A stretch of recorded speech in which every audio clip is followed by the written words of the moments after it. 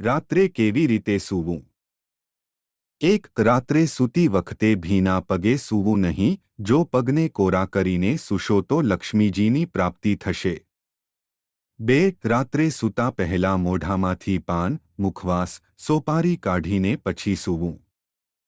3. રાત્રે સૂતી વખતે ગૃહસ્થે કપાળમાંથી તિલક ચાંદલો ભૂંસી નાખવો. 4. રાત્રે સૂતી વખતે સ્ત્રીઓએ માથામાંથી ફૂલનો ત્યાગ કરવો.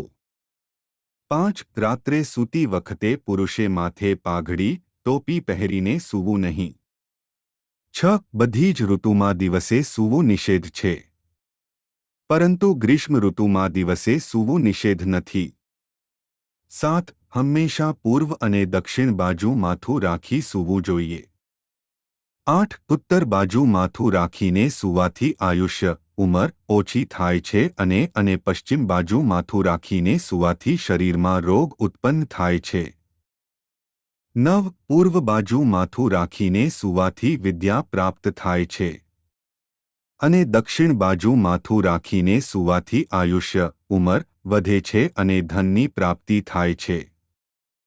10. માણસે અધ્વમુખ થઈને, નગ્ન થઈને ક્યારે સૂવું નહીં અને બીજાની પથારી પર, તૂટેલા ઓટલા પર, તૂટેલા ખાટલા પર અને જન-શૂન્ય ઘરમાં આટલી જગ્યાએ ક્યારે સૂવું નહીં. 11. જે મોટી ન હોય, તૂટેલી ન હોય, ઊંચી નીચી હોય, મેલી હોય, જેમાં જીવડા હોય, જેના પર કંઈ પાથરેલું ન હોય એવી પથારી પર સૂવું નહીં. 12. વાંસ કે પલાસના લાકડા પર ક્યારે સૂવું નહીં. 13. દેવ મંદિર અને સ્મશાનમાં ક્યારે સૂવું નહીં. 14. માથું નીચું કરીને, હેઠા મોઢે ક્યારે સૂવું નહીં.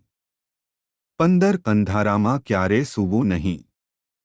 16. બાળક, સ્ત્રી સેવનથી કૃશ શરીર, ક્ષય રોગવાળા, પાતળા શરીરવાળા, યાત્રા કરી થાકેલા, ભોજન નહીં કરનારા 48 મિનિટ સુધી સવારે સૂઈ શકે છે.